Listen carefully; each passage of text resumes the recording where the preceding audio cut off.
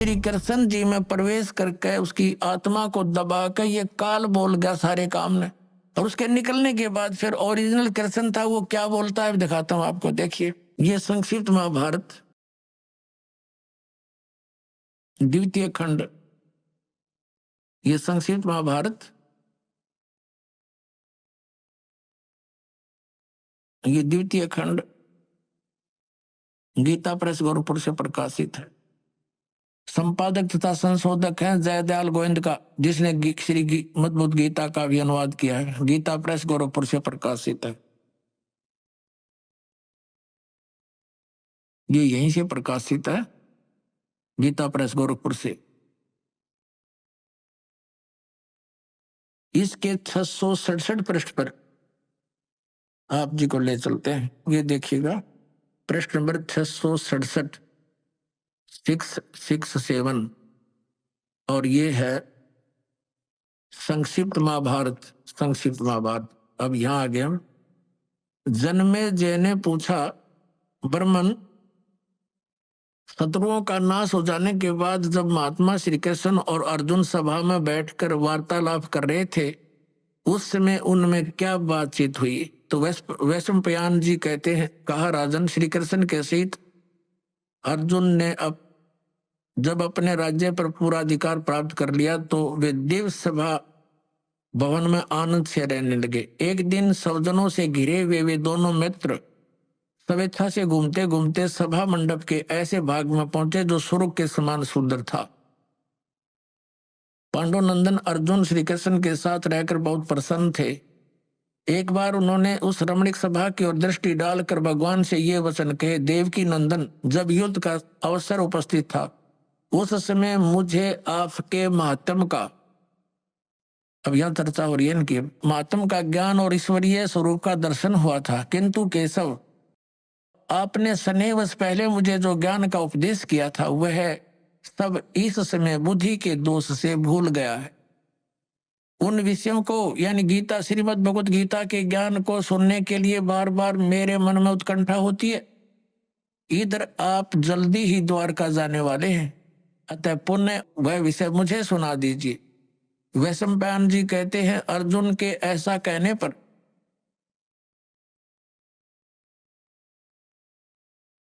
वक्ताओं में श्रेष्ठ महातेजस्वी भगवान श्री कृष्ण ने उन्हें गले से लगाकर इस प्रकार उत्तर दिया। श्री कृष्ण बोले, अर्जुन, उस समय मैंने तुम्हें अत्यंत गोपनीय विषय का श्रवण कराया था, अपने स्वरूप भूत धर्म सनातन पुरुषोत्तम तत्व का परिचय दिया था और नित्य लोकों का भी वर्णन किया था, किंतु तुमने जो अपनी नासमझी के कारण उस उपदेश को याद नहीं रखा, यह जानकर मुझे बड़ा खेद हुआ। उन बातों को अब पूरा पूरा स्मरण होना संभव नहीं जान पड़ता। पांडुनंदन, निश्चय ही तुम बड़े श्रद्धाहीन हो, तुम्हारी बुद्धि अच्छी नहीं जान पड़ती। अब मेरे लिए उस उपदेश को ज्यों का त्यों दोहरा देना कठिन है, क्योंकि उस समय योग युक्त होकर मैंने परमात्म तत्व का वर्णन किया था। पुण्यात्मा, अब आपके कति समझ में आ जाएगी। यु ज्ञान बोलिया किसने? श्री कृष्ण जी का था रोल नहीं गीता के ज्ञान में।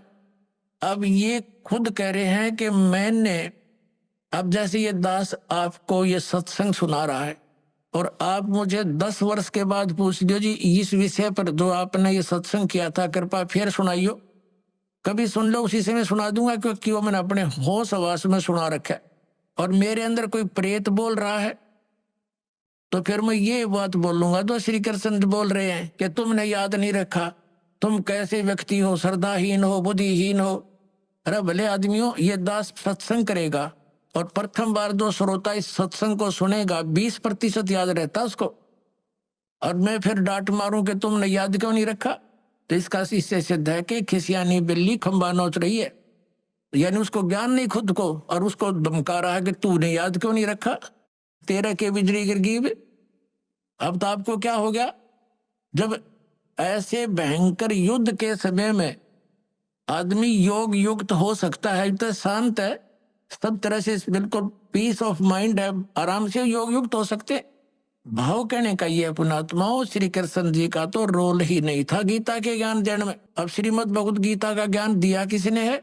ये काल ने दिया। गीता जी अध्याय नंबर 11 के श्लोक नंबर 32 में स्वयं कहता है कि अर्जुन मैं काल हूं और देख तेरे सामने ये मेरा वास्तविक रूप है, और इस रूप का यानी जो मैंने अब तुझे ये रूप दिखा है, इस रूप का पहले ना तो किसी ने पहले दर्शन हुआ ना आगे कोई कर सकता।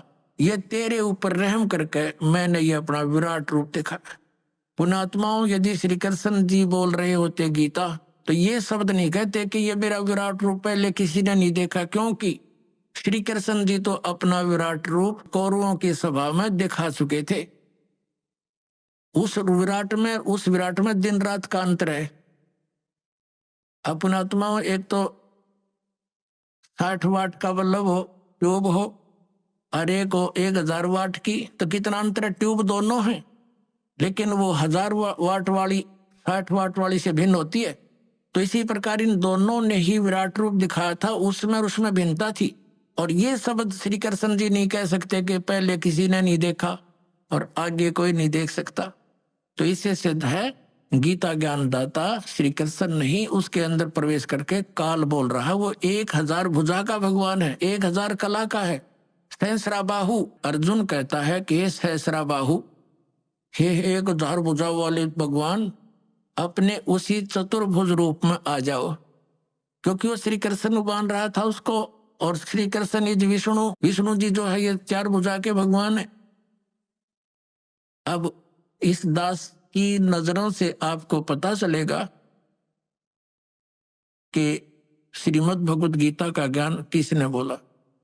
और दूसरा अन्य प्रमाण एक ये है कि श्री कृष्ण तो अर्जुन के साले थे। श्री कृष्ण की बहन अर्जुन को ब्याही थी सुभद्रा जी, अपने साले को पहचानने से भूल गया। वो श्री कृष्ण नहीं था। वो श्री कृष्ण से बाहर निकल कर वो काल देख रहा था, ऐसे भयंकर रूप दिखाया, और श्री कृष्ण अलग खड़े हैं, ओझल हो गए उसके प्रकाश में, तेज में। तब अर्जुन पूछता है, हे महानुभाव आप कौन हो, मैं आपको नहीं पहचानता। तो क्या श्री कृष्ण थे वह? और भी ढेर सारे प्रमाण हैं कि श्री कृष्ण जी ने गीता का ज्ञान नहीं कहा। श्री कृष्ण जी ने पहले कभी काल नहीं कहा अपने आप को, बाद में कभी काल नहीं कहा। श्री कृष्ण जी के पास तो ये जितनी गौवें थी, ग्वाल बाल थे, गोपियां थी, सब आकर के प्यार पाते थे, उसकी तरफ देखते रहते थे, निहारते रहते थे। क्या वो काल हो सकते? तो पुण्यात्मा, श्रीमद् भगवत गीता का ज्ञान इस सर्वपुरुष ब्रह्म ने दिया, जो ब्रह्मा विष्णु महेश का पिता है, और इसी को परम ब्रह्म बोलते हैं इस काल को, कि ये मूर्ति रहित है। इसने जब मूर्ति ये आकार में आया तो सदाशिव बन गया, ब्रह्मा जी बताते हैं। और फिर इसने अपने शरीर से एक स्त्री की निकाली अपने शरीर तक, जो इसके श्री अंग से अलग होने वाली नहीं थी। वो कौन थी? वो दुर्गा थी। वो परमेश्वर ने निकाली थी इस काल के पेट तक, जो आपको सृष्टि रचना में बहुत बार बताया और सुनाया गया है। श्री शिव पुराण के अंदर आप देखते हो, रुद्र संहिता के अंदर आपको कल भी दिखाया था और भी दिखाएंगे समय आने पर। तो उसके अंदर स्पष्ट है कि श्री दुर्गा जी से और श्री शिव यानी इसका सतकाल रूपी भगवान से विष्णु जी की उत्पत्ति हुई, इन दोनों के सृष्टि क्रम से, और ऐसे ही ब्रह्मा जी की उत्पत्ति की। और फिर विद्वेश्वर संहिता में ये आपने देख लिया, 5 बोलने वाला ये अलग है, और शिव विष्णु ब्रह्मा और रुद्र ये चारों को ये उपदेश दे रहा है। तो ये काल रूपी ब्रह्म जो है, इसने गीता जी का ज्ञान बोला, और इसने अपनी स्थिति बताई कि तेरे और मेरे बहुत जन्म हो चुके अर्जुन, तो नहीं जानता मैं जानता हूं।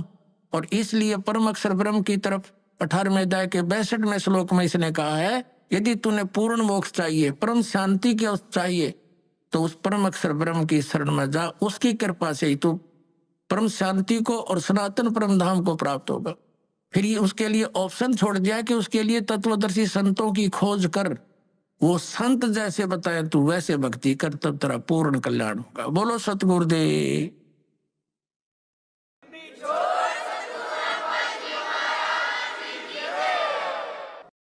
परम पिता परमात्मा पूर्ण ब्रह्म सर्वश्रेष्ठ रचनहार कुल मालिक कबीर परमेश्वर जी की असीम रजा से पुण्यात्माओं, आप ये अमृत ज्ञान सुन रहे हो। उस परमात्मा की आपके ऊपर कलम तोड़ कृपा है कि आप यहां सत्संग सुनने के लिए उपस्थित हुए। परमात्मा स्वयं आते हैं सतलोक से चलकर इस काल के गंदे लोक में। प्रत्येक प्राणी भ्रमित किया हुआ होता है काल के दूतों द्वारा। यथार्थ ज्ञान से कोसों दूर रखा जाता है ताकि ये अपने कर्म बिगाड़ ले और मनुष्य जीवन को व्यर्थ करके ये चला जाए, फिर 84 लाख योनियों के कोल्हू में डाल दिया जाता है। पुण्यात्माओं, जब तक हमें ज्ञान नहीं था, हमने सत्संग सुनने को मिला नहीं था, तो हम अपने उस परंपरागत कर्म को जो हमारे दादे परदादे करते हुए आ रहे थे उसी को अंतिम मानकर समर्पित हो चुके थे। लेकिन भगवान की कसक अवश्य रह रहकर आत्मा में उठा करती थी कि भक्ति भगवान की करनी चाहिए। फिर ये लोक वेद सुनने को मिला हुआ था। तो उसी आधार से कोई कभी हनुमान जी की पूजा करते, कभी श्री कृष्ण जी के गुणगान करते, कभी विष्णु जी की महिमा सुनते, कभी रामायण महाभारत सुनकर अपनी संतुष्टि कर दिया करते थे। परमात्मा ने आकर के ये ज्ञान दिया कि मनुष्य जीवन परमात्मा प्राप्ति के लिए ही प्राप्त होता है। मनुष्य जीवन पाकर के जो भक्ति नहीं करते वो तो वैसे ही कर्म कर रहे हैं जैसे अन्य प्राणी किया करते हैं। संतानों उत्पत्ति, उन्हीं की देख रेख और उसके पालन पोषण में, और उन्हीं के फिर आगे संतान की कामना करते हुए हम अपना जीवन नष्ट कर जाते थे। क्योंकि मनुष्य जीवन का एक मुख्य कार्य परमात्मा की भक्ति, आत्म कल्याण ही मूल रूप से है, और इसका हमें ज्ञान नहीं था, जिस कारण से हम जो कुछ होना था हमारे भाग्य में उसी को ये सोच रहे थे कि हम कर रहे हैं। जैसे हम छोटे से थे तब ये बुजुर्ग आपस में बैठ कर बातें किया करते थे। एक कहता था कि मेरे 2 लड़के 2 लड़की हैं और सबको ब्याह दिया, शादी कर दी, और भगवान ने दया कर दी, सबके संतान है और पुत्र पुत्रियां सबके भगवान ने दे रखी हैं। मेरा काम पूरा हुआ। अब बेशक भगवान उठा ले, यानी बेशक मृत्यु हो जाए, मेरा काम पूरा हो गया। अब हम उसी बात को फाइनल मान बैठे थे कि इतना ही काम होता है मनुष्य का।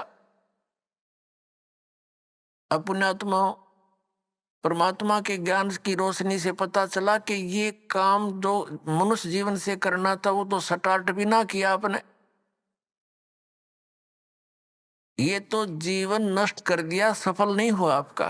जैसे कोई ये कहता है कि मैंने ये कर दिया, मैंने ये कर दिया, मैं ये कर दूंगा, ये जीव की भारी भूल है। जैसे विवाह के उपरांत प्रत्येक प्राणी की इच्छा होती है कि हमारे पुत्र प्राप्ति हो। पुण्यात्मा, वैसे तो अध्यात्म मार्ग के अंदर पुत्र और पुत्री में जरा सा भी अंतर आपके हृदय में नहीं रहेगा जब ज्ञान समझ में आ जाएगा। और वैसे परमात्मा कुछ भी हमारे संस्कार में, पुत्र है पुत्र ठीक, पुत्री है पुत्री ठीक, लेकिन जो राम नाम पर लगे हैं तो वो हमारे लिए हमारे पुत्र हैं, अन्यथा वो काल के दूतर हैं। अब परमात्मा ने क्या बताया कि जैसे मान लीजिए आप कोई यूं कहे कि मेरा काम पूरा हो गया, मैंने ऐसा कर दिया, बच्चे ब्याह दिए, कोठी बना दी, और ऐसा वैसा कर दिया। ये भूल है प्राणी की। जैसे विवाह के उपरांत प्रत्येक प्राणी की इस लोक वेद के आधार से, दंत कथाओं के आधार से इच्छा होती है कि भगवान पुत्र दे, और बेटी हो जाती है, जन्म बेटी का हो जाता। फिर पूरे परिवार की आस्था रहती है भगवान अगला तो पुत्र दे, और वो भी बेटी होगी। तीसरी आस करी पुत्र की, वो भी बेटी होगी, चौथी भी बेटी, पांचवी भी पुत्री होगी।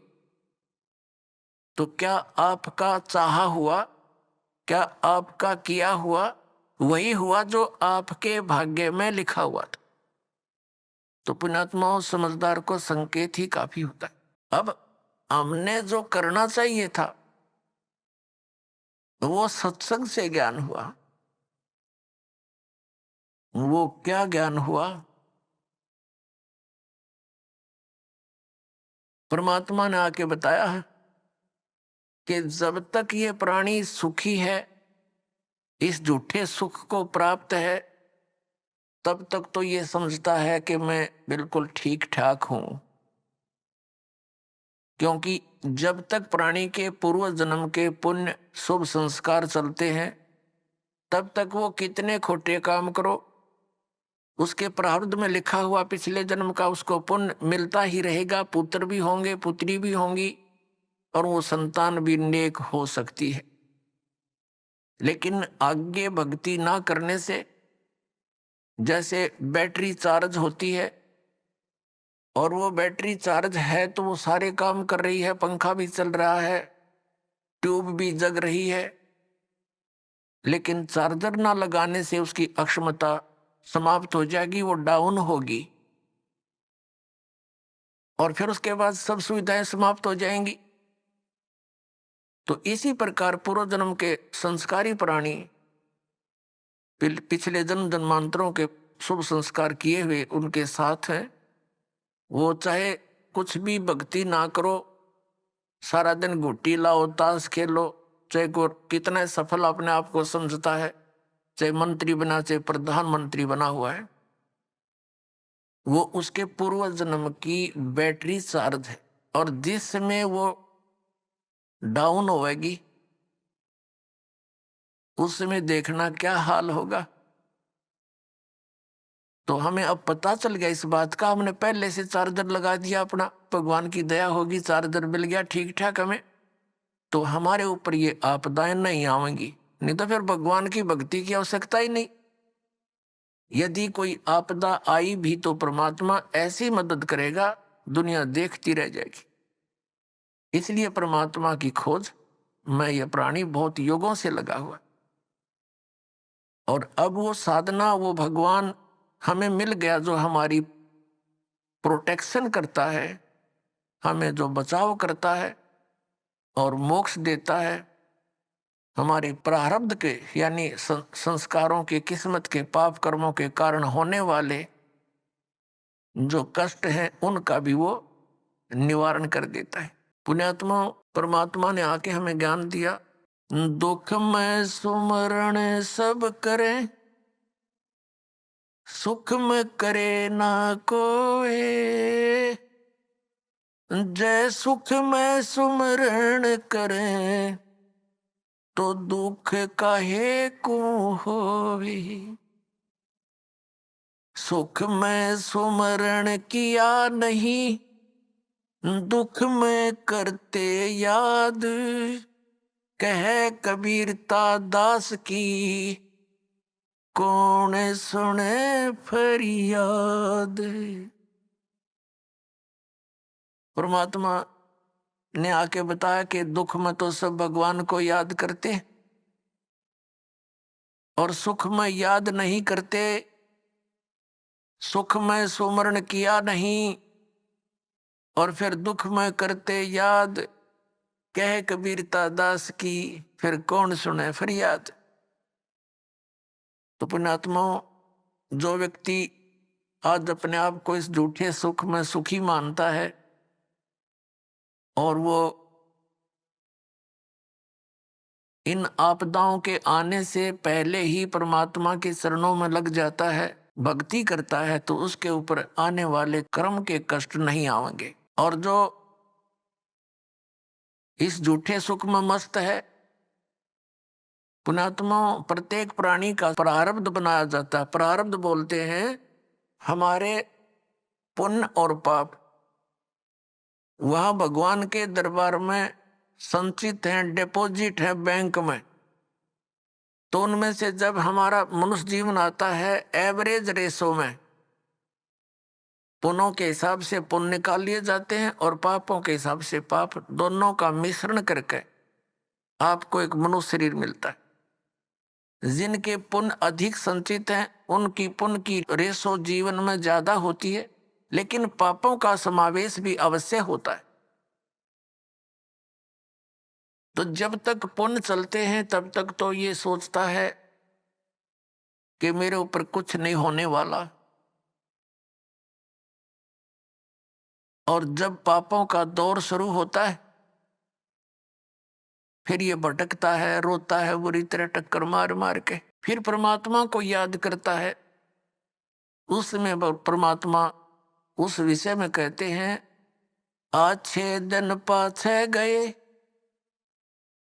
गुरु से किया ना हेत, अब पछतावा क्या करे चिड़िया चुगेगी खेत। फिर परमात्मा दयालु है, कहते हैं पीछे गई सो जान दे, ले रहती को राखे, उल्टी ला चढ़ाइयो करो अपूठी चाक। अब दयालु क्या बताते हैं कि अच्छे दिन पीछे गए, सतगुरु की तलाश की नहीं, और अब क्या पछतावा करे, समय रहते अपने खेत की रखवाल करी नहीं, खेत को चिड़ियों ने खा लिया। फिर परमात्मा कहते हैं कि चेत सके तो चेत ले, आधा पदा उभार, कि जो थोड़ा बहुत बचा है तेरा अब इसको संभाल ले, इसको उभार ले, अब भी बात बन जाएगी। अब क्या बताते हैं परमात्मा, जैसे कुछ बुजुर्ग लोग हैं, वृद्ध हो गए बेचारे, ये तत्व ज्ञान ना मिलने से, अध्यात्म ज्ञान ना मिलने से अपने को जो ट्रेनिंग मिलती है परिवार से, रिश्तेदारी से, कुटुंब कबीले तक, समाज से, वो केवल यही मिलती है, भाई अपना करके खा ले और लेकर दे दे। ये तो एक नेक पुरुष का कर्तव्य बनता है, ये तो फर्ज होना ही चाहिए। लेकिन इसके साथ साथ हमने भविष्य का जो करना था, वो परमात्मा की साधना, धर्म, पुण्य करने थे, वो ज्ञान के बिना वंचित रह गए। और वो ज्ञान मिले सतगुरु और संत से, तो परमात्मा कहते हैं आखिर तुझको कौन कहेगा गुरु बिन आत्म ज्ञान। ठीक है, समाज संसार में रहने की विधि तो आपको समाज के लोग बता ही रहे हैं, लेकिन आत्म कल्याण का जो मार्ग है वो संत ही बताया करते हैं। और संतों तक आप पहुंच नहीं पाते, क्योंकि आप उसी ऐसे समाज में ग्रप हो गए और उन्हीं विचारों से आप संतुष्ट हो गए कि इतना ही काम है। जब सत्संग में आवांगे पता चलेगा कि मनुष्य का और भी एक आवश्यक काम है जो हमने प्रारंभ नहीं किया। दास पहले गांव गांव में जाते थे, सत्संग करता था।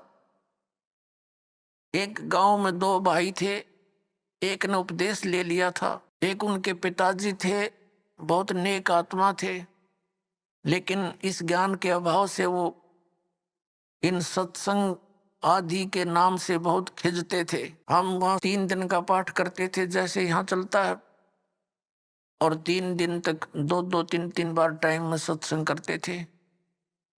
गांव घर वालों को समझाते थे, क्योंकि नया भगवान, नया ही ज्ञान, कई दिन तक लगातार समझाने से कुछ बुद्धि में आता है ये।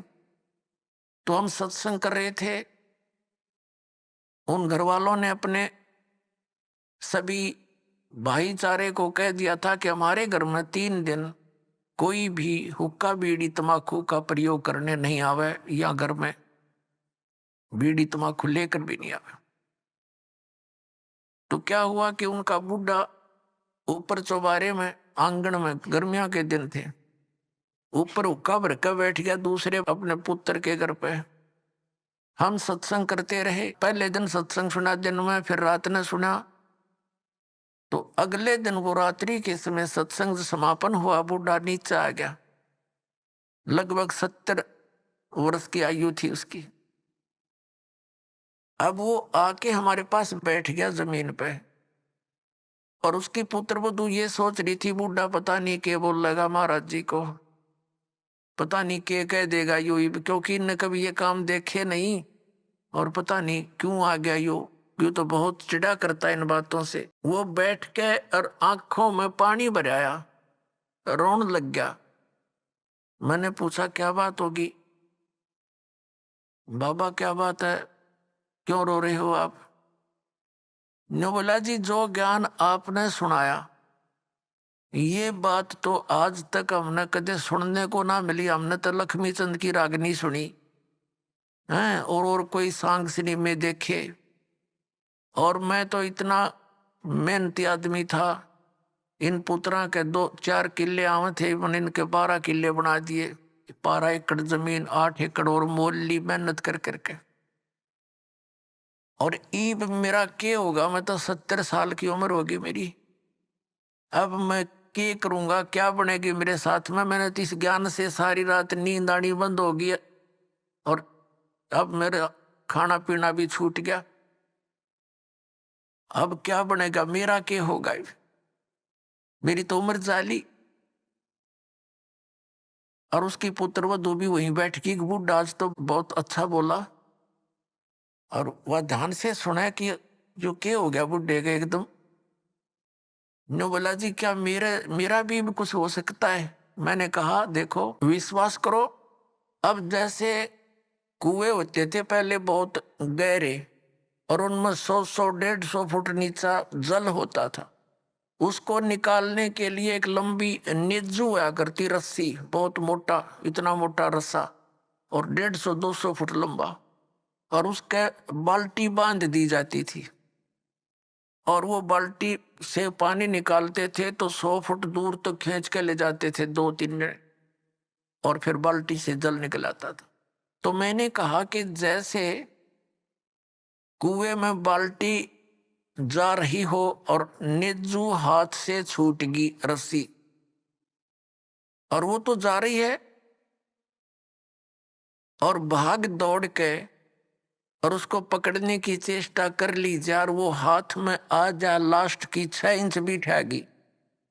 लास्ट की गिरते गिरते अगर 6 इंच भी बची हो और हाथ में पकड़ी जावे तो क्या हो, वह बाल्टी भी बाहर आ जा और पानी भी साथ आवे, जल भी भरा होगा और बाल्टी भी मिल गई, कुछ भी ना गया। अरनू का जान देव तो जाए ली, तो वो तो जा ही रही है, फिर तो पड़ गए कुएं में, हाथ से छूट गया मनुष्य जीवन। मनुष्य जीवन के अंतिम सांस में भी ये सत भक्ति आपको मिलेगी, आपको मनुष्य जीवन मिलेगा, ये गारंटीड बात है।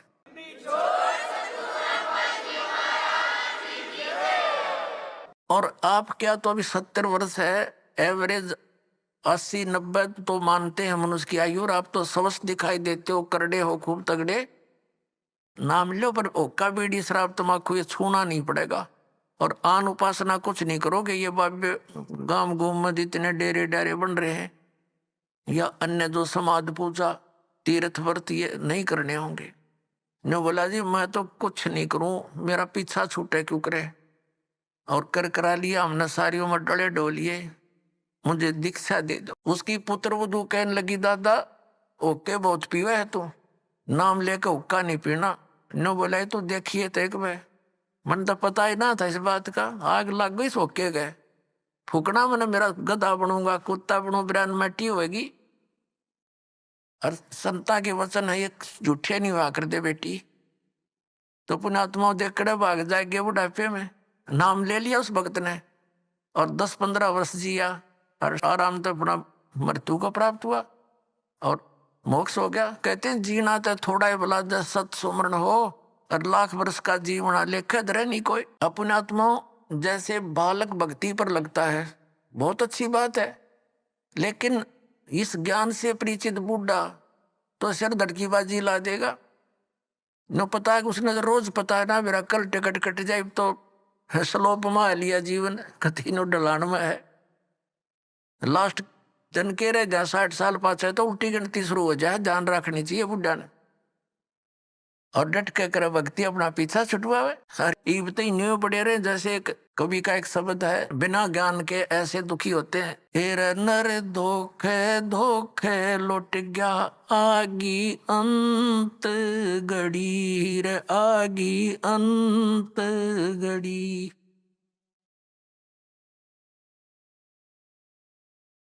हेर नर धोखे धोखे लुट गया आगी अंत घड़ी रे आगी अंत घड़ी। तो फिर क्या कहता है, पोता ब्यालो या मन में रही और एली करवा दो खड़ी। टिकट कटन हो रही है और ये आस्था लाए बैठा कि हे भगवान एक पोता और ब्याह जा फिर बेशक मर जाऊं, और फिर नो कहे एक छोरे किया एक और मकान बन जा बस फिर क्या करने बेशक मर जाऊं।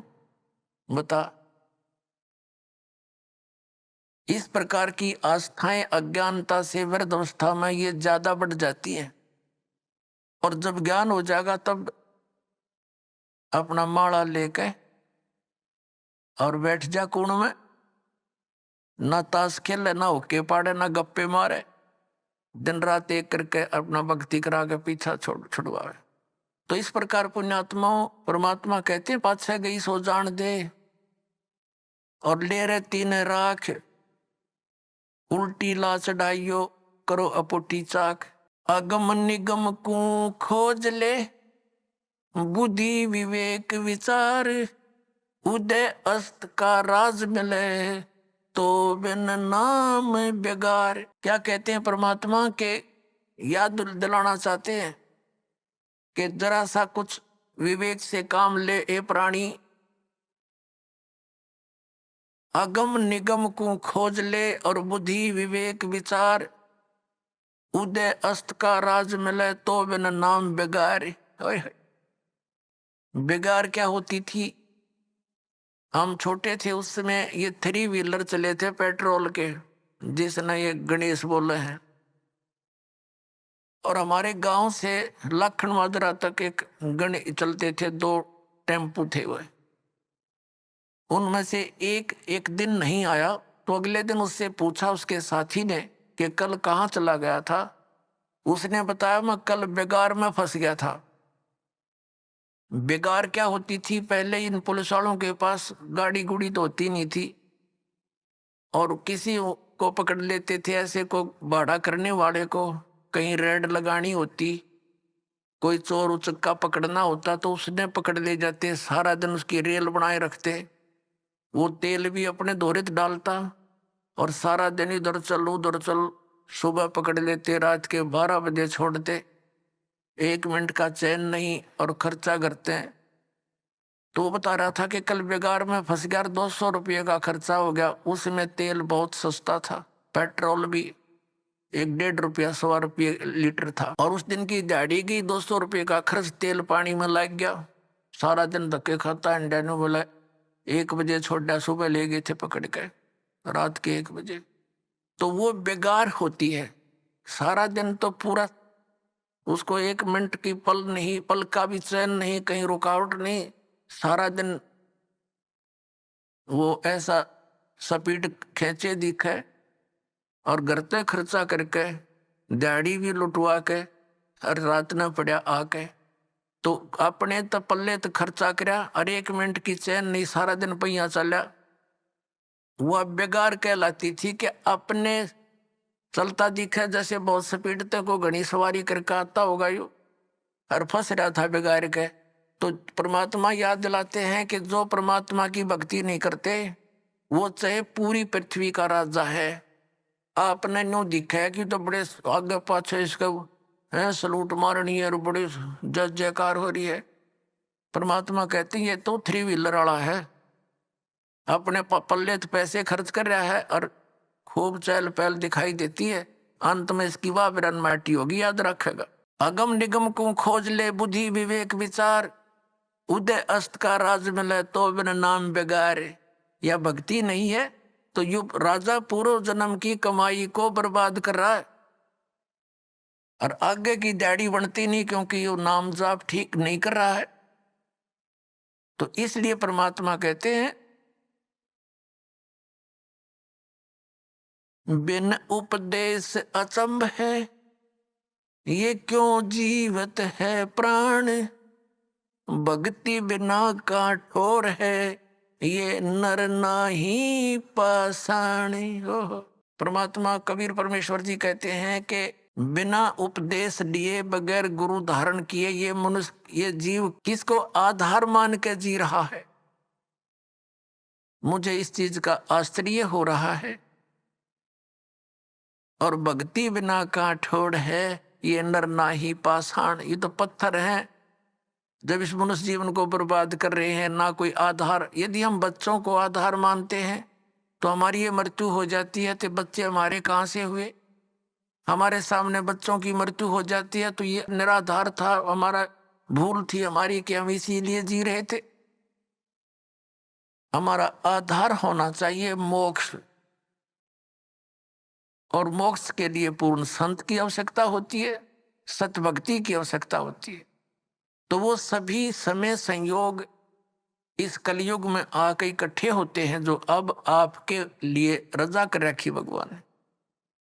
संत पूरा हो, पूर्ण परमात्मा की भक्ति हो, शास्त्र अनुकूल हो, अधिकारी हो नाम देने का, तो ऐसे संयोग ऐसे नंबर कदे कदे जुड़ा करे जो आज सारे नंबर मिल गए।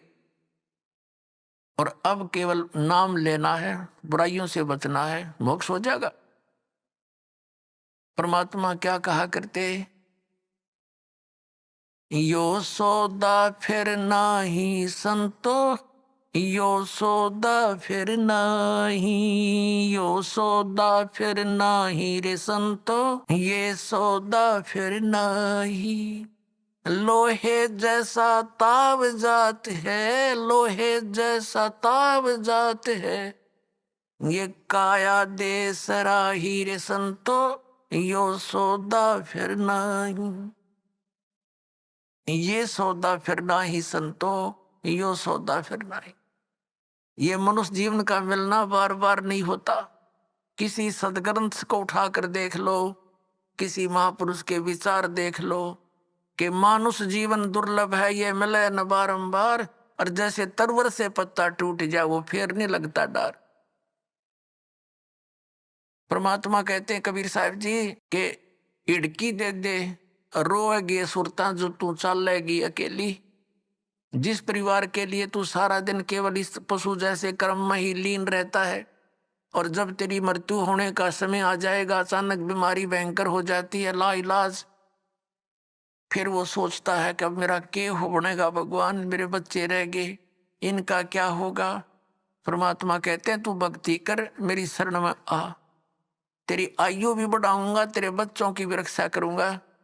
इसलिए भगवान की खोज हम कर रहे थे, भक्ति कर रहे थे कि हमारा ऐसा बुरे टाइम में भगवान मदद किया करता है।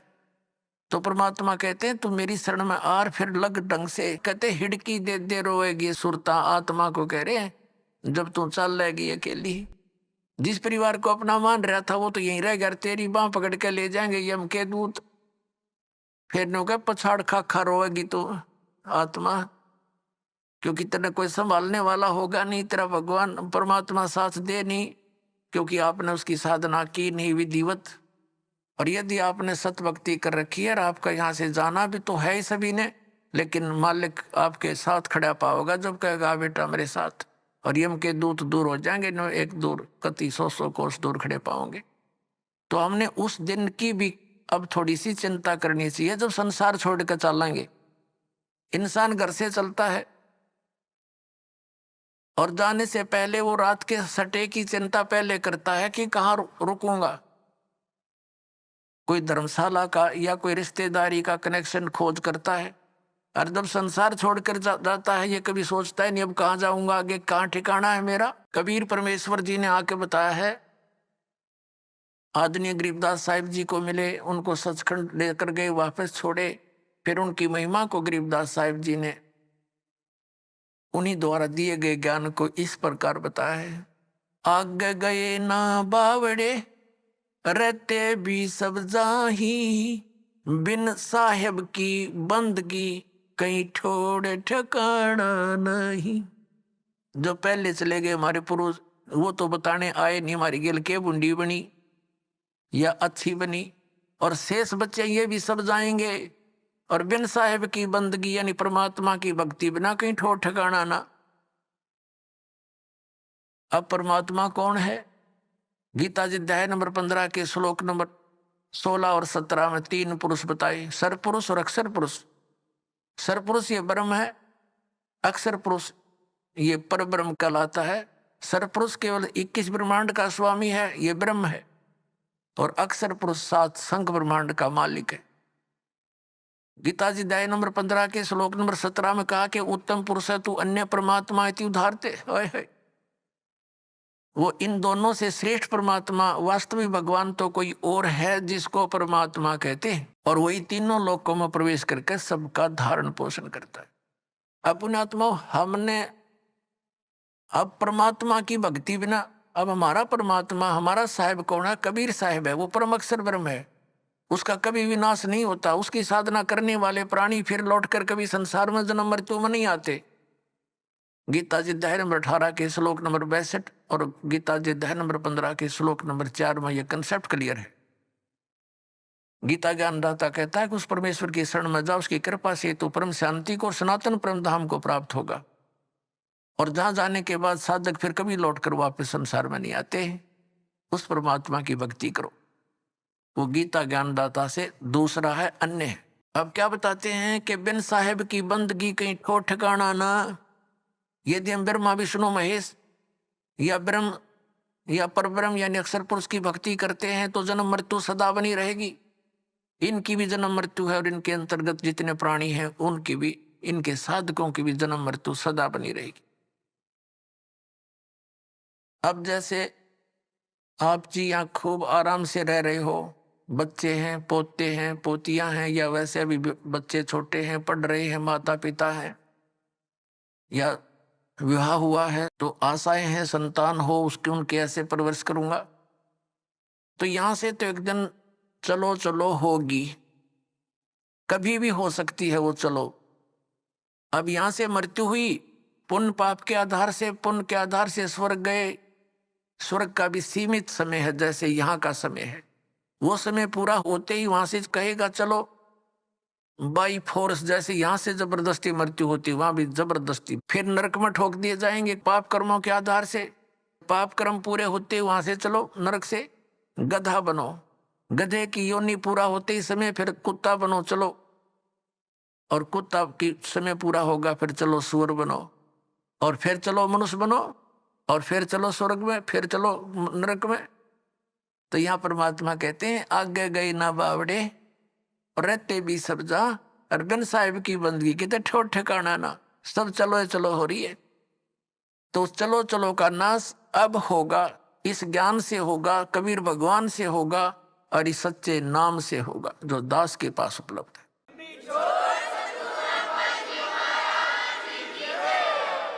और इसका एक बेनिफिट और होगा हमें कि हमारे इस जीवन में हमारे परिवार की आपदाएं भी टलेंगी।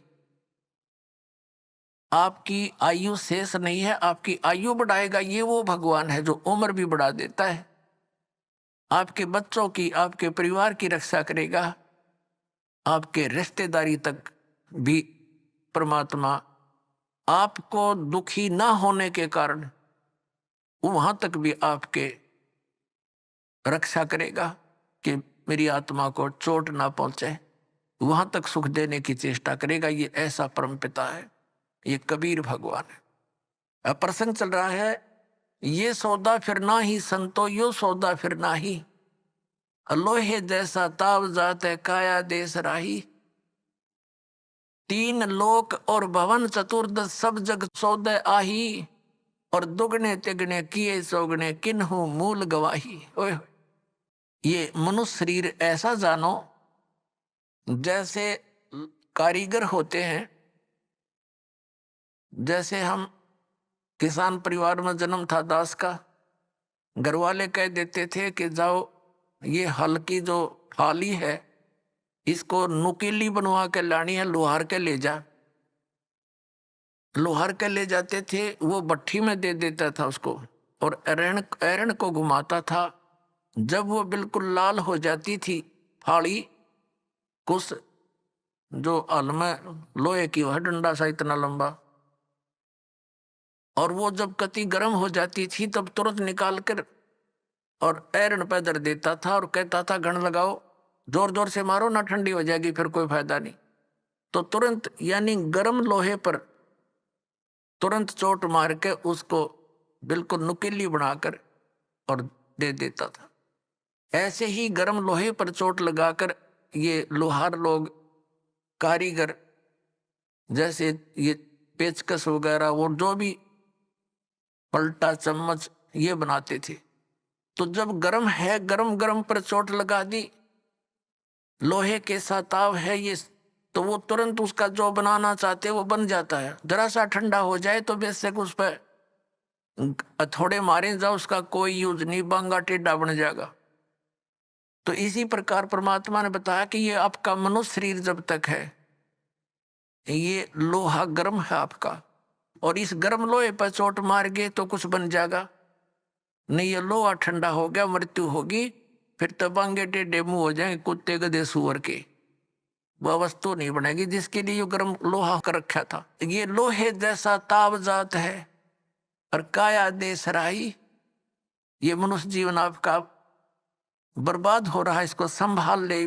फिर क्या बताया है कि 3 लोक और भवन चतुर्दश ये सब जग सौदे आही, और दुगने तिगने किए चौगने किन्हु मूल गवाही।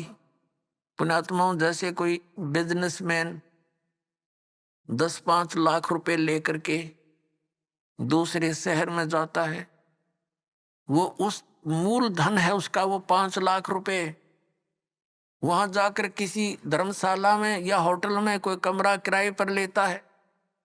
उसने वहां जाकर के उस मूल धन को दुगना तिगना चौगना बनाने के लिए बिजनेस करना चाहिए, जो उद्देश्य लेकर वो गया है। तो जो उससे वो लाभ उठाता है, सौदा करता है, बेचता है, करता है, तो दुगने तिगने बना रहा है।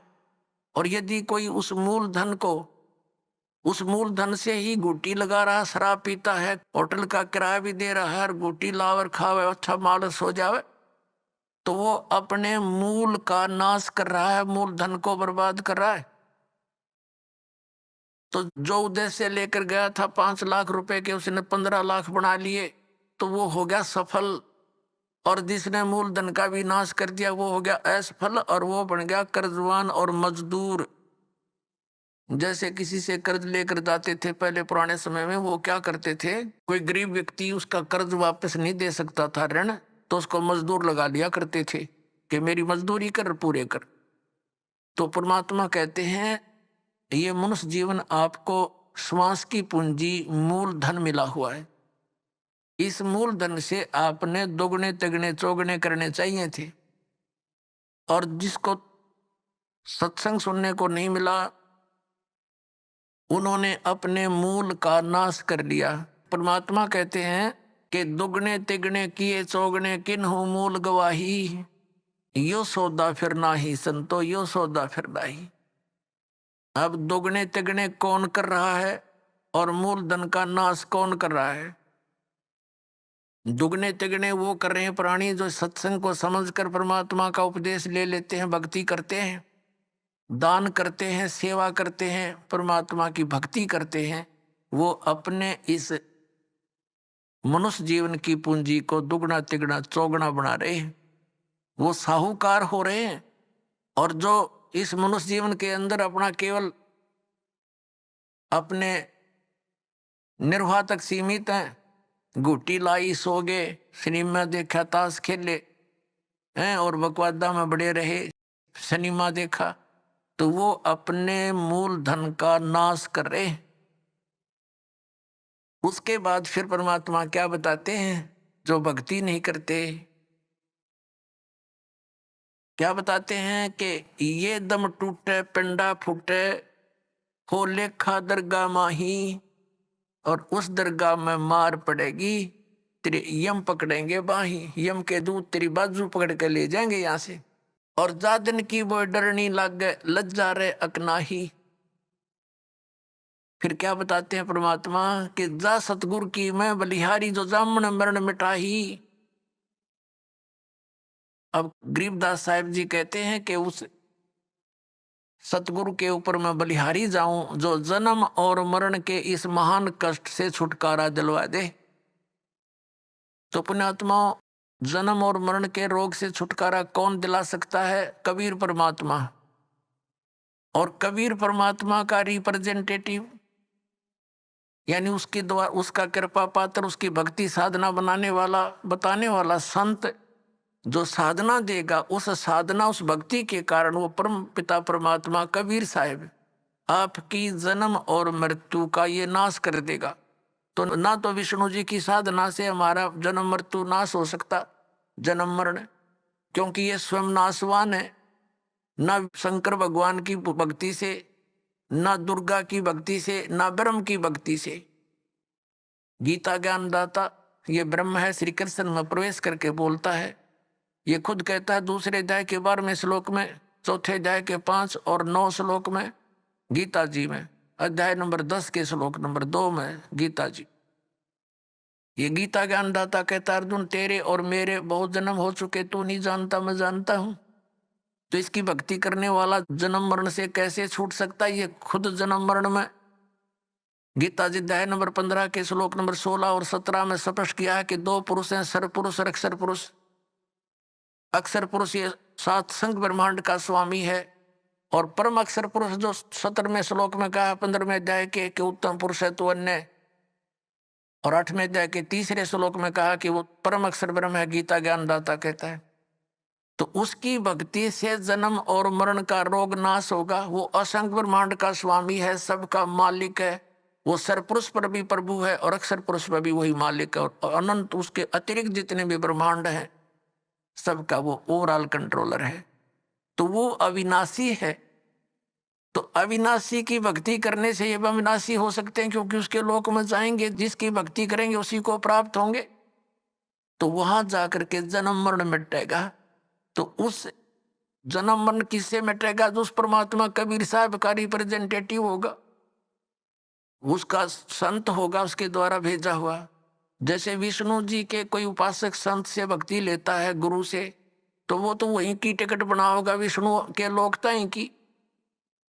और जो ब्रह्म की साधना करने वाला कोई गुरु है ब्रह्म, तो वो उससे कोई नाम लेगा तो ब्रह्म तक की ही टिकट बना होगा। वो अरियुदास बना होगा सतलोक की सिद्धि, बेड़ा पार हो जाएगा।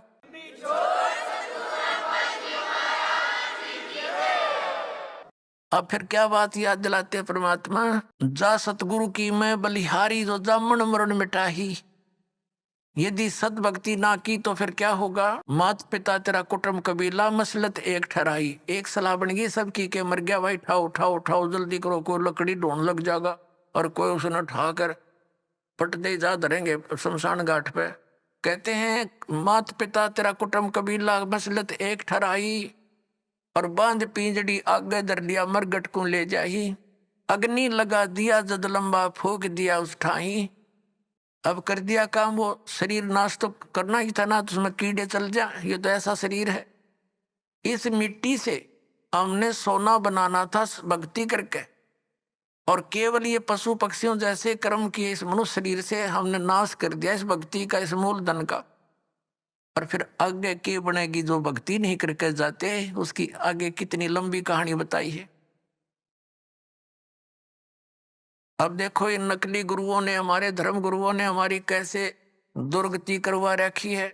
गरीबदास साहिब जी परमात्मा से प्राप्त ज्ञान को कैसे डिफाइन करते हैं कि मरने वाले का कर दिया अंतिम संस्कार, उसकी तो मिट्टी भी नहीं छोड़ी, ठाक नहर में गिराए। और कहते हैं फिर पुराण बांध के पंडित आगे और पीछे गरुड़ पढ़ाई। अपने आत्माओं, परमात्मा हमें याद दिलाते हैं कि मृत्यु के उपरांत जो गरुड़ पुराण का पाठ किया जाता है उसका फायदा लाभ क्या होगा।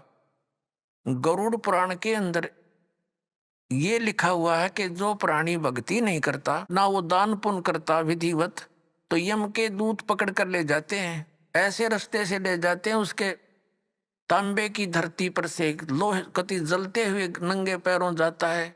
वहीं पर भंडारे चल रहे होते हैं, अन्य जो पुण्यकर्मी प्राणी तो खाना खा रहे होते हैं और उसको प्यास और भूख सताती है। यम के दूतों से कहता है मुझे खाना खा लेने दो, तो वो कहते खबरदार, तूने खाना नहीं खा सकता क्योंकि तूने पुण्य नहीं किए। वो रोता है, बुरी तरह बिलखता है, बुरा हाल कर ले जाता है और फिर वो कहते हैं एक बार ले चल धर्मराज के पास, और क्या आदेश होता है तेरी फिर सेहत बनावेंगे, तो फिर गड़ेंगे। उसका कलेजा फटने को हो जाता है।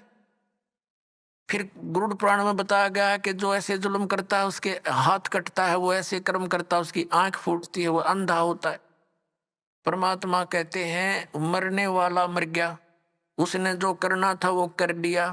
अब वो गरुड़ पुराण मरे पाछे के काम आओगा, उसका जिंदे जी पढ़ाना था ताकि उसको डर लगता, भगवान से भक्ति करता, परमात्मा इन दुखों को याद करके बुराइयों से बचा रहता।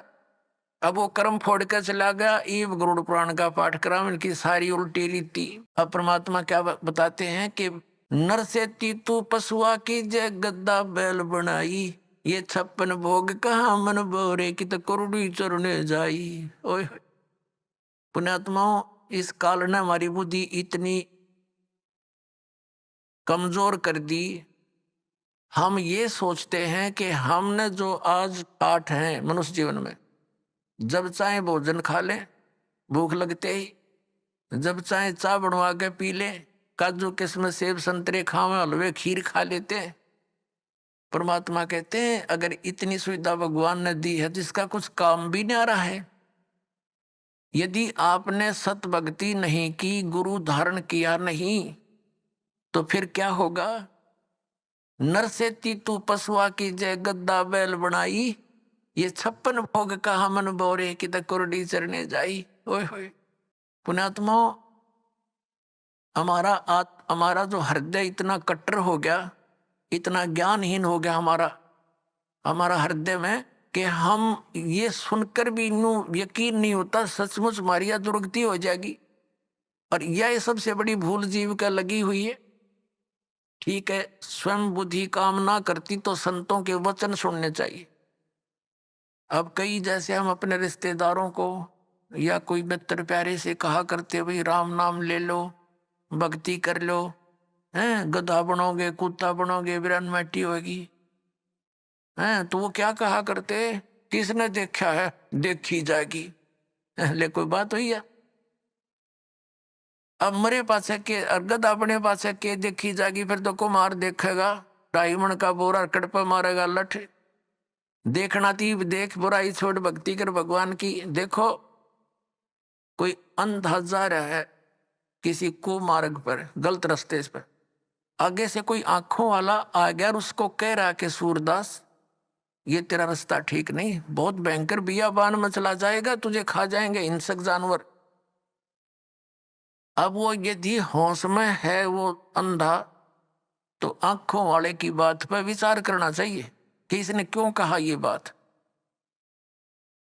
और तुरंत उस मार्ग को त्याग देना चाहिए। और जय उसान दिन पी रखी है भांग, तो वो ये कह सकता है कि देखी जाएगी किसने देखा है। अरे आंखों वाला बता रहा है कि उसने देखा तभी तो वो तुझे सतर्क कर रहा है, और तेरा दुश्मन थोड़ा ही है। अंधे ने दिखा नहीं, आँखें वाले की माना नहीं, तो मर कुएं में पड़ गए। तो ये संत महात्मा जिन्होंने भगवान को देखा और वहां का सब विधान से परिचित होकर आए, हमें ज्ञान दिया कि ये जो क्रियाएं तुम कर रहे हो ये तुम गलत रास्ते जा रहे हो, इनको त्याग दो। अब ये संत महात्मा जो थे ये आंखों वाले थे, ये तत्व ज्ञान युक्त आंखें रखते थे, और हम अंधे हैं, तत्व ज्ञानहीन प्राणी हैं, और हम आंखों वालों की नहीं मानेंगे। हमने दिखता ना, अर्जुन उन्होंने दिखा, उन्होंने बताया, उनकी हम मानते ना, तो फिर वही बनेगी जो उस अंधे खेल बननी थी पड़बाड़ में। तो क्या बताते हैं, सुखदेव ने 84 भुगती बना पजावे खरवो, तेरी क्या बुनियाद प्राणी तू पेंडा पंथ पकड़वो हो। परमात्मा के ज्ञान से हमें पता चलता है कि एक सुखदेव नाम के ऋषि थे और वो अपनी सिद्धि के कारण आकाश में उड़ जाते थे, लेकिन गुरु धारण नहीं कर रखा था, न सत भक्ति कर रहे थे। पिछले जन्म के पुण्य कर्मों से भक्ति शक्ति से उसकी बैटरी चार्ज थी, हवा में उड़ जाने की सिद्धि भी थी। एक दिन साधु संत महात्माओं की गोष्ठी हो रही थी और उसको बताया गया, वो स्वयं भी भगवान विष्णु के लोक में गए थे। विष्णु जी ने उनको रिजेक्ट कर दिया था कि आप निगुरे हो, आपका गुरु नहीं है, वापस जाइए, गुरु बनाइए फिर आइए।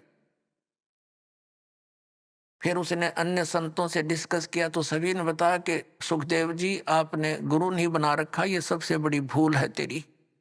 ये जो आप आज हवा में उड़कर चलते हो, इसी से आप ये सोच बैठे हो कि मैंने बहुत कुछ पा लिया, ये कुछ भी सांग नहीं है। जब भक्ति नहीं, गुरु नहीं बनाया था, गधे की योनि में जाओगे। ज्यों ही उसको ये बात सुनने में आई तो उसने पिछले जन्म उसका एकदम सामने दिखाई दिया।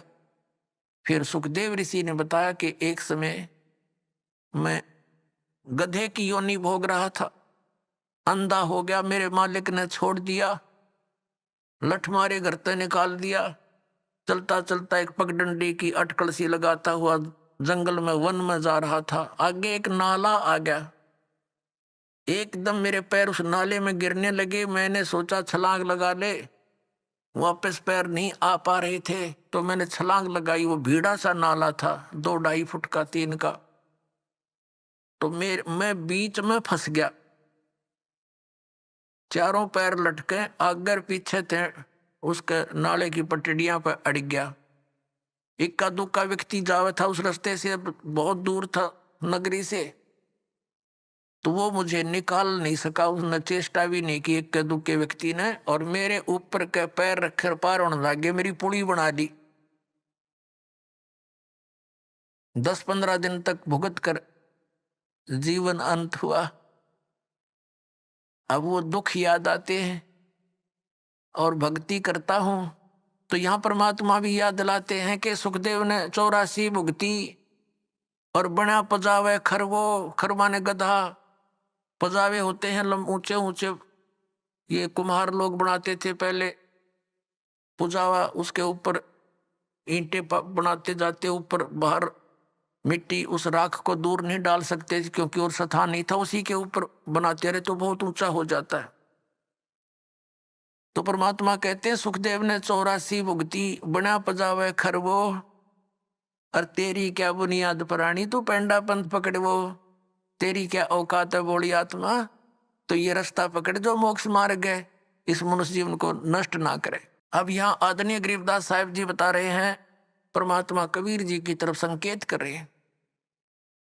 नरसेती तू पशुआ की जय गद्दा बैल बनाई, ये 56 भोग कहा मन बोरे कहीं कुरडी चरने जाई। ओए पुणात्माओं, इन सत्संग के वचनों से ये अज्ञान का जामा बैठ गया हमारे हृदय में। इन परमात्मा के इन हथौड़ों से, इस तत्व ज्ञान से ये फूट जाएगा और फिर सपने में भी डर लगेगा आपको, जब आपके ये पाप कर्म को छट जाएंगे सत्संग के सुनने से। पाप घने बढ़ गए इसलिए हमारा यकीन ना होता जो संत बताते हैं सच्ची होगी, क्योंकि संत सच्ची ही कहा करते हैं। अब आज हम कितना सुंदर आहार करते हैं, और एक छोटे से काम बिना, परमात्मा के नाम बिना, काम करते करते भक्ति करो, चलते फिरते भक्ति करो, ये विधान है। हठ योग कहीं नहीं लिखा किसी सदग्रंथ में। ये हठ योग करते हैं सुबह शाम 2.5 घंटे, ये अपना कर्म बिगाड़ रहे हैं। किसी भी सदग्रंथ में हठ योग करने का मार्ग नहीं, विधि नहीं है। अपना काम भी करो, राम भी भजो। नाम उठत नाम बैठत नाम सोवत जागवे, नाम खाते नाम पीते नाम सेती लागवे। अपने आत्माओं, इस दास का जन्म एक किसान परिवार में हुआ। और अब वो पुरानी बातें याद घनी आने लगी जब ये ज्ञान समझ में आ गया। हमारे एक बैल था और उस बैल के पिछले खुरों में इतनी लंबी 1.5 इंच की कील घुस गई और पता लगा नहीं। हाली उसको खेतों में ले गया, सारा दिन हल जोता, इतनी लंबी कील लगी, रात्रि सुबह वक्त से लेकर गया था। पैर में लंग घनी करे बैल, लेकिन रोका नहीं सारा दिन।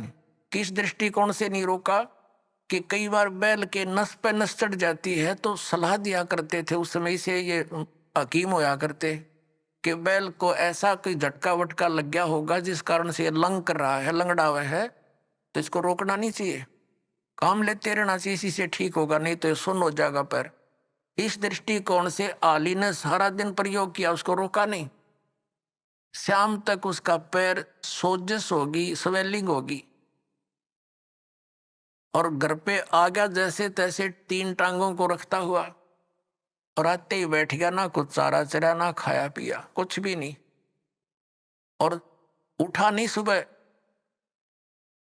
उठाने लगे तब मुंह खोल लिया और गिर गया बुरी तरह, पैर सूज गया। ऐसे हकीम होया करते उस समय। कोई बुलाया, उसने देखा वो इसकी सोजस आ गई, ऊपर घुटनों तक, गोड्डे तक सूज गया पैर, सोजस होगी। तो उसने बताया कि इसके गोड्डे में बा आ गया, घुटने में बैल के कीला गिरी, खुरों में ट्रीटमेंट घुटने पर होना शुरू हो गया। मालिश करें, उसका पट्टी बांध दी। अब पहले तो वो अफलातून पाक रहा होगा, जब मनुष्य था उसने सोची भी ना होगी अब बिजली गिरेगी तेरे ऊपर। अब बोल कर बता नहीं सकता कहाँ दर्द है, क्या पीड़ा है। 1 महीने तक भुगता रहा, खावे पीवे कुछ नहीं, आंखों से पानी गिरे। 1 महीने के बाद फिर वो अपने आप पक के फूट गया रिस, उसमें से वो मवाद निकलना शुरू हुआ। जब ध्यान गया, अरे तेरे की ये तो यहाँ कोई डिफेक्ट है। फिर दिखा किसी को, उसने साफ सूफ करके एक चिमटी सी तो देखो कील निकाली इतनी लंबी, तब राहत मिली उस प्राणी को। अब परमात्मा याद दिलाते हैं, कबीर जिव्या तो वाए बली, जो रटे हरि नाम, नहीं तो काट के फेंक दियो ये मुख में भलो ना चामे। परमात्मा कहते हैं जीव तो वाए बली, जो भगवान का नाम से मन जाप करे, उसका गुणगान करे, नहीं तो इस चाम की कोई आवश्यकता नहीं, इस मुंह में इसने काट के फेंक दो इससे अच्छा। तो पुणात्मा सत साधना ना करने तो या जुबान छीन ली जाएगी हमारी, हम बोल के बता नहीं सकते। अब वो बातें दास का याद आने लगी जब परमात्मा का युग ज्ञान समझ में आया, ये आंखें खुल गई, रात की नींद गई, दिन की चैन समाप्त हो गया था। जब तक ये साधना नहीं मिली, और मिलने के बाद फिर सिरदर्द की बाजी ला दी। समझा है तो सिर दर पाऊं, बहुर नहीं रहे सादा। परमात्मा ने कहा है कि ये संसार समझदा ना ही, कहंदा श्याम दोपहरे नू, और गरीबदास ये वक्त जाता रोगे इस पैरे नू। इस समय ने याद करके रोया करोगे। अके भगवान मनुष्य जीवन में जब भक्ति कर लेते, कुत्ते बन के ऊपर न मुंह कर रोते, उनको कभी कभी प्रेरणा होती है। अके बूंदी बन गई हमारे साथ, रात्रि में सर्दी के समय ऊपर से वर्षा हो रही है, और वो एसी रूम में रहने वाला आज धूम लगवा के और गली में विराजमान है, एक भक्ति ना करने से। और फिर न्यू करे ऊपर न मुकर को देखे बूंदी बनी, उसको की आत्मा तो वही है जो मनुष्य शरीर में थी, सारी महसूस करते हैं वो। तो यहाँ परमात्मा कहते हैं अच्छे दिन पाछे गए गुरु से किया ना हेत, अब पछतावा के करे बिना चढ़िया चुगी खेत। यानी मनुष्य जीवन रहते ये ज्ञान याद आ जाता है, पता लग जाता है, तो कुछ भी ना बिगड़ा। और वह बिरान माटी हुए पाछे फिर रोए जाओ प्रणामों करके। गरीबदास ये वक्त जात है, मनुष्य जीवन का समय जाता है, रोगे इस पैरे नू, इस समय न रोया करोगे जब सत भक्ति नहीं करी। और भक्ति कर रहे हो नकलियों के पास, वो भी रोएंगे क्योंकि वो यूजलेस है, कोई मंत्र नहीं, कोई साधना नहीं, कोई ज्ञान नहीं उनका। तो वो अभी बात बिगड़ रही है।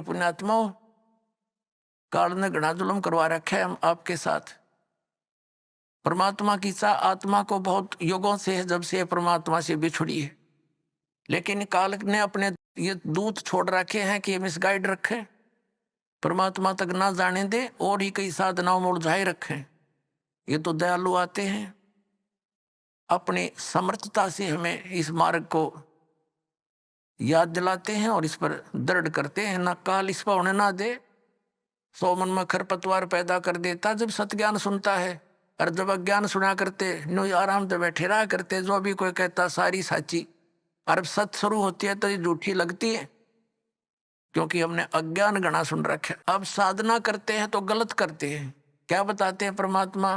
प्रेत शिला पे जा विराजे पितरों पिंड भराई, बोर श्राद्ध खान को आए ये काग भये कल माही। परमात्मा कहते हैं प्रेत शिला पे जा विराजे, भूत बन गए भूत, ये गलत साधना करके, और फिर पितरों पिंड भराई, फिर पिंड भरवाए, और बोर श्राद्ध खान को आए काग भये कल माही। पुण्यात्माओं ये सरहद निकालते हैं, ये कहां से लिया इन्होंने ये जुगाड़?